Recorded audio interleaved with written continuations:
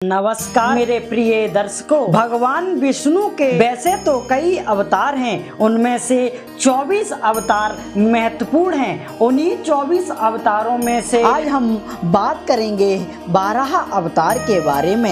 ऐसा कहा जाता है कि जगतपाल भगवान श्री विष्णु से प्रेम करना और बैर रखना दोनों ही मंगलप्रद होता है। जो भी प्रभु से निस्वार्थ प्रेम करता है उसे तो वैकुंठ की प्राप्ति होती है, मगर जो प्रभु से शत्रुता करने का दुस्साह दिखाता है, प्रभु उस पर भी भगवान अपनी दया की दृष्टि करते हुए उसे विष्णु लोक में जाने का सौभाग्य प्रदान करते हैं। तभी तो क्या खूब कहा है कि श्री हरि मनुष्य हृदय की समस्याएं भावनाओं से परे हैं। भगवान श्री विष्णु के 10 अवतारों में से उनका तीसरा अवतार भी ऐसी ही एक रोचक कथा बताता है। जब कश्यप ऋषि की पत्नी दति की गर्भ से हिरण्याक्ष और हिरण्यकश्यप नामक के 2 जुड़वा ने जन्म लिया, तब समाप्त पृथ्वी जैसे एक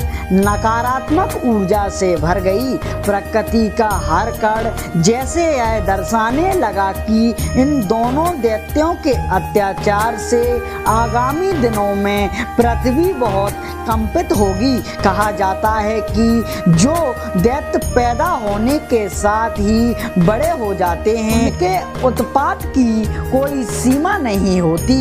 यह 2 जुड़वा भाई भी कुछ इसी प्रकार बड़े हो गए थे। दोनों भाइयों ने मिलकर प्रजापति ब्रह्मा का कठोर तप किया और उनसे किसी भी मानव शरीर से मृत्यु न प्राप्त करने का वरदान मांग लिया। बस फिर क्या था, ब्रह्मा से अजय व अमरता का वरदान प्राप्त कर दोनों दैत्यों ने सुरक्षा आचरित होकर दंड की जैसे सभी सीमाएं खत्म हो गईं। हिरण्याक्ष ने अब तीनों लोकों में विजय प्राप्त करने का निर्णय कर लिया और गदा लेकर इंद्रलोक की ओर चल पड़ा। सभी देवताओं को जब इस बात की सूचना मिली, तब वह सब इंद्रलोक छोड़कर भाग गए।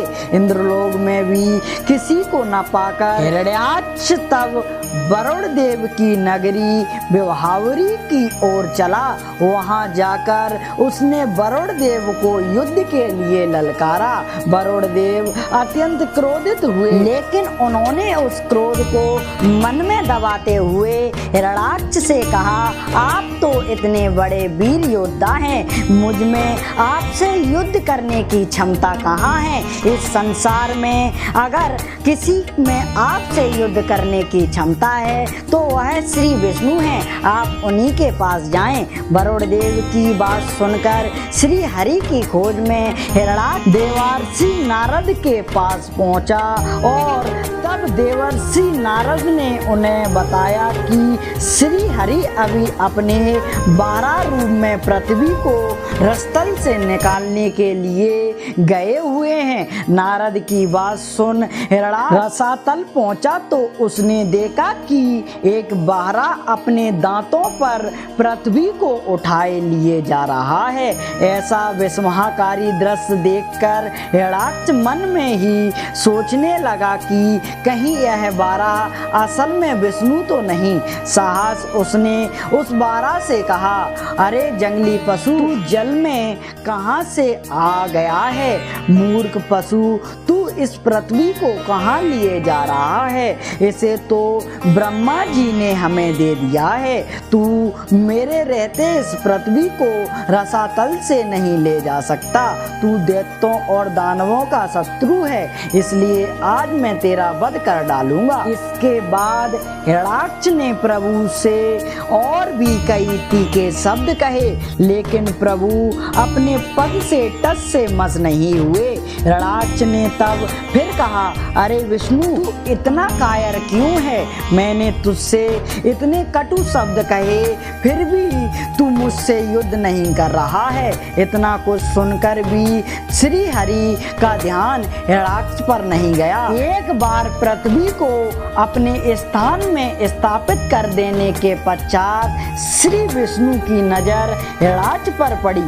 उन्होंने हिरण्याक्ष से कहा, तुम तो अत्यंत बलवान हो बलवान लोग प्रलय नहीं करते बल्कि कार्य करके दिखाते हैं। तुम इतनी बातें क्यों कर रहे हो?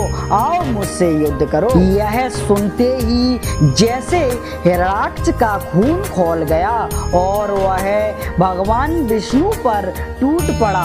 प्रभु बड़ी आसानी से उस असुर के सभी शस्त्रों को नष्ट करते चले जा रहे थे। इसके बाद हिरण्याक्ष त्रिशूल लेकर विष्णु की ओर दौड़ पड़ा और प्रभु ने तब सुदर्शन चक्र का आह्वान किया। सुदर्शन चक्र के प्रकट होते ही भगवान विष्णु ने उससे हिरण्याक्ष के त्रिशूल के टुकड़े टुकड़े कर दिए और इसके पश्चात उसके कानों पर एक जोरदार थप्पड़ जड़ दिया।